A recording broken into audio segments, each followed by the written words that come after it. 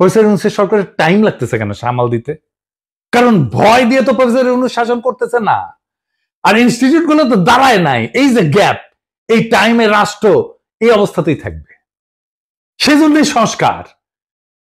এই সংস্কার না হইলে ভয় দিয়ে শাসন করতে হবে, যেই আসুক ক্ষমতায়। তাই বলি যে বিএনপি স্বৈরাচার হয়ে উঠতে হবেই, মাপ নাই যদি রাষ্ট্রের সংস্কার না হয়। এই সংস্কারে বাধা দেওয়ার জন্য ইন্ডিয়া আর বিএনপি উর্দি পড়া মাস্তান আনিছে, সে হইতেছে ওয়াকার।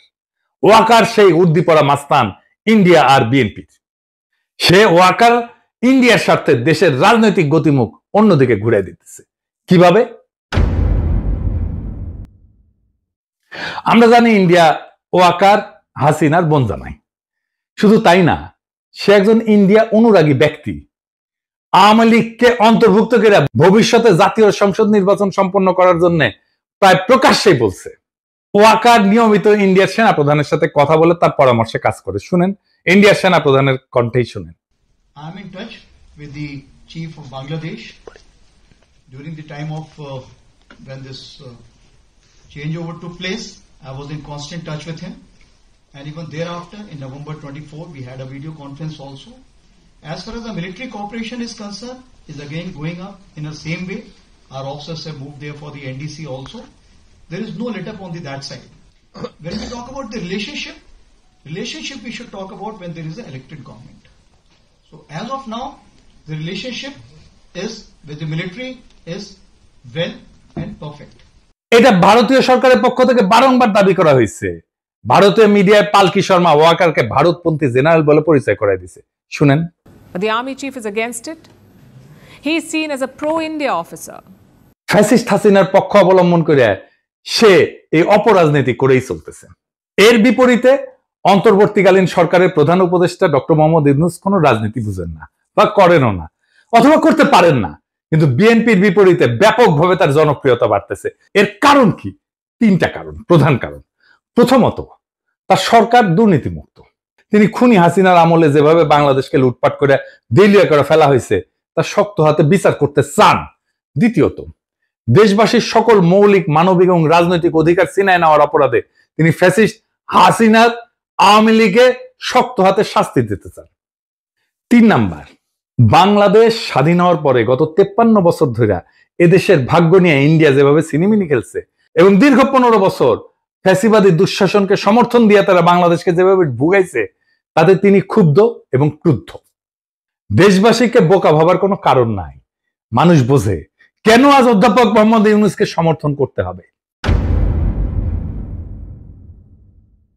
অভিন্ন কারণে সশস্ত্র বাহিনীর 95% সদস্য বুঝে এই অন্তর্বর্তীকালীন সরকারের প্রধান উপদেষ্টার পেছনে কেন একজোট হয়ে দাঁড়াইতে হবে। কারণ এটা বাংলাদেশের স্বাধীন অস্তিত্ব এবং সার্বভৌমত্বের প্রশ্ন। স্বাধীন সত্তা নিয়ে ইন্ডিয়ার মুখোমুখি দাঁড়ায় আপন দেশের জনগণের স্বার্থে রাষ্ট্র পরিচালনার বিষয়।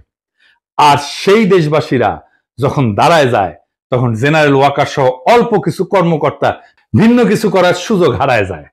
গত পরশুদিন বুধবার ঢাকা সেনানিবাসের সেনা প্রাঙ্গণে অফিসার্স অ্যাড্রেসে সেনা প্রধানের দেওয়া বক্তব্য বইলা গণমাধ্যম এবং সামাজিক মাধ্যমে যা প্রচার করা হয়েছে তা বিশ্লেষণ করলে 3টা সত্য উদ্ঘাটিত হয়। কি কি? 1 নাম্বার, ফ্যাসিবাদী দল আওয়ামী লীগের কার্যক্রম নিষিদ্ধ হওয়ায় জেনারেল ওয়াকার সহ তার ঘনিষ্ঠ সহযোগীদের ছোট্ট গ্রুপটা খুবই বিক্ষুব্ধ হয়ে পড়ছে। কোনো কারণ না থাকার পরেও এই ক্ষুদ্র গোষ্ঠীটি বিচারের মুখোমুখি হওয়ার ভয়ে বা চাকরি হারানোর ঝুঁকিতে ক্লান্ত, হতাশ এবং কাতর হয়ে পড়ছে।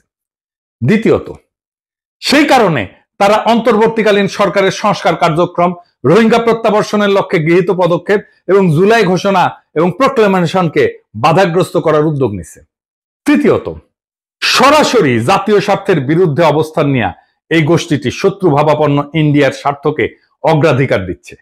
প্রতিবেশী এই দেশটার পক্ষ নিয়ে তাদের এজেন্ট হিসেবে বাংলাদেশ বিরোধী কার্যক্রমে লিপ্ত জনধিকৃত ফ্যাসিস্ট দলটিকে সঙ্গে নিয়ে সকল দলের অংশগ্রহণের মধ্য দিয়া অন্তর্ভুক্তিমূলক জাতীয় সংসদ নির্বাচনের তত্ত্ব হাজির কইরা প্রধান উপদেষ্টার উপর চাপ সৃষ্টি করতেছে।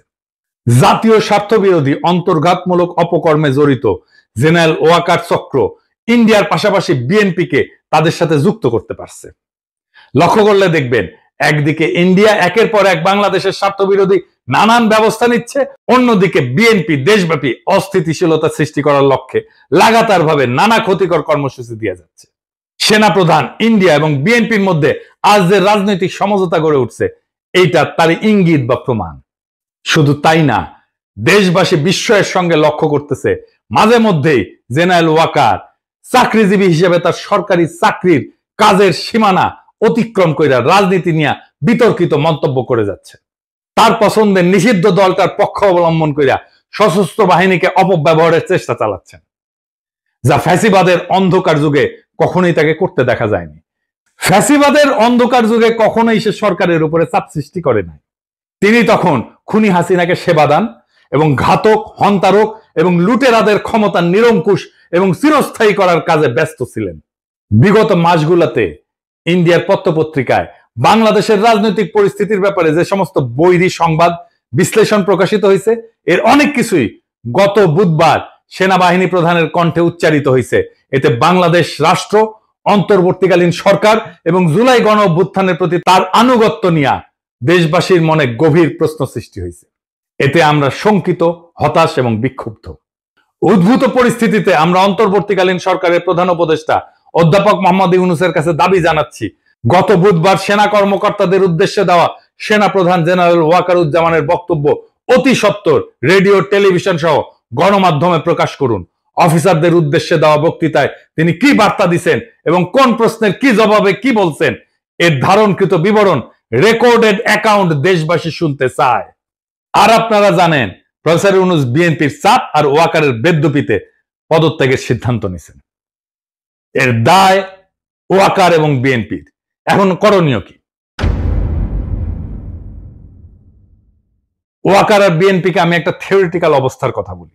প্রফেসর ইউনূস যদি জাতির উদ্দেশ্যে ভাষণ দেন আর ওইখানে যদি বলেন আমি একটা ভালো নির্বাচন দিতে চাইছিলাম প্রয়োজনীয় সংস্কারের পরে, আমি তারিখও বলছি, সামনের বছরের জানুয়ারি থেকে জুনের মধ্যে, যেন পরবর্তী সরকার ভালোভাবে দেশ চালাইতে পারে, সংস্কারটা সম্পূর্ণ হয়, রাষ্ট্রটা গড়ে ওঠে। কিন্তু ভারত সেনাপ্রধান এবং বিএনপি যৌথভাবে ডিসেম্বরের আগেই নির্বাচন চায়। আমি যেহেতু এর আগে করতে পারবো না, নির্বাচন দিতে প্রস্তুত হইতে পারবো না, আমি বিএনপি আর সেনাপ্রধানকে আর একটা তত্ত্বাবধায়ক সরকার গঠন করতে আহ্বান জানাই। আমরা তাদের কাছে ক্ষমতা দিয়া আমাদের কাছে চলে যাব। প্রফেসর ইউনূসের নিয়োগ দেওয়া সবাই যদি একসাথে পদত্যাগ করে চলে যায়, নির্বাচন প্রধান, নির্বাচন কমিশনার, নির্বাচন কমিশনাররা সহ, আপনারা সামলাইতে পারবেন? পাবলিকের মায়ের কিন্তু একটা মাটিতে পড়বে না। এরপর যদি জামাত আর এনসিপি নির্বাচনে না আসে কেমন হবে? নিজেরাই হাসিনা যেরকম হাত মারার নির্বাচন করেছিল ওরকম হাত মারার নির্বাচন করতে হবে। আপনারা ডিসেম্বর কেন, এই মাসে নির্বাচন করে ফেলেন, দেরি হলে লেট হয়ে যাবে। নেন, ক্ষমতা নেন, এতই শখ নেন, নিজেরাই নেন। বাট আমির খসরু মাহমুদের প্রধান উপদেষ্টা বানান, দেখি উই নাকি কয়েক মাসের মধ্যে নির্বাচন করে দেবে, করুক না। মির্জা ফখরুলকে প্রধান নির্বাচন কমিশনার বানিয়ে দেন। একটা ভাঙা রাষ্ট্রকে গুছাইতে সময় লাগে, আর সেই সময়টা দিতেই চায় না যারা ভাঙার কারিগর। ওয়াকার, ইন্ডিয়া, বিএনপি, আওয়ামী লীগ চারজনে মিলা একটা অশুভ ঐক্য তৈরি করছে, যাতে রাষ্ট্রটা আর কখনো ঠিক না হয়, বিচার না হয়, সংস্কার না হয়, ইনস্টিটিউশন না দাঁড়ায়। ভয়টা থেকেই যায়, কারণ ভয় থাকলেই তারা শাসন করতে পারবে। কিন্তু ভয় আর বিশ্বাস, এই দুয়ের মধ্যে বেছে নিতে হবে বাংলাদেশকে, আমরা কোনটা চাই। প্রফেসর ইউনূস ভয় দিয়ে শাসন করতে চায় না, তাই তিনি বলছেন সংস্কার ছাড়া নির্বাচন মানে প্রতারণা। অথচ ওয়াকাররা বলতেছে ডিসেম্বরেই ভোট করো। কেন?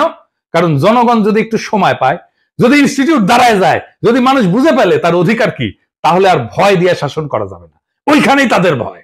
এই নির্বাচন মানে আরেকটা স্পিড ব্রেকার, যাতে ট্রাস্ট বা বিশ্বাস তৈরির কাজ থেমে যায়, জনগণের ক্ষমতা না বাড়ে। তাই বলছি, এখনই সময় তাদের এই অশুভ ঐক্যের বিরুদ্ধে জনগণের ঐক্য গড়ার। বিএনপি, আওয়ামী লীগ, ওয়াকার আর ভারতের এই অশুভ ঐক্য ভেঙে দিতে হবে। প্রফেসর ইউনূসকে সময় না দিলে এই রাষ্ট্রে শুধু সরকার বদলাবে, শাসন বদলাবে না, শুধু মুখ বদলাবে, হিংসা আর লুটপাটের কাঠামো থাকবে আগের মতোই। তাই প্রশ্ন একটাই, আপনি কি ভয় দিয়ে শাসিত হতে চান, নাকি বিশ্বাসের উপরে দাঁড়ানো একটা স্বাধীন গণতান্ত্রিক রাষ্ট্র চান? উত্তর শুধু আপনার না, পুরো জাতির। এবং যদি জাতি ঠিক করে, তবে এই ডিসেম্বর তাদের ডিসেম্বর হবে না, আমাদের হবে।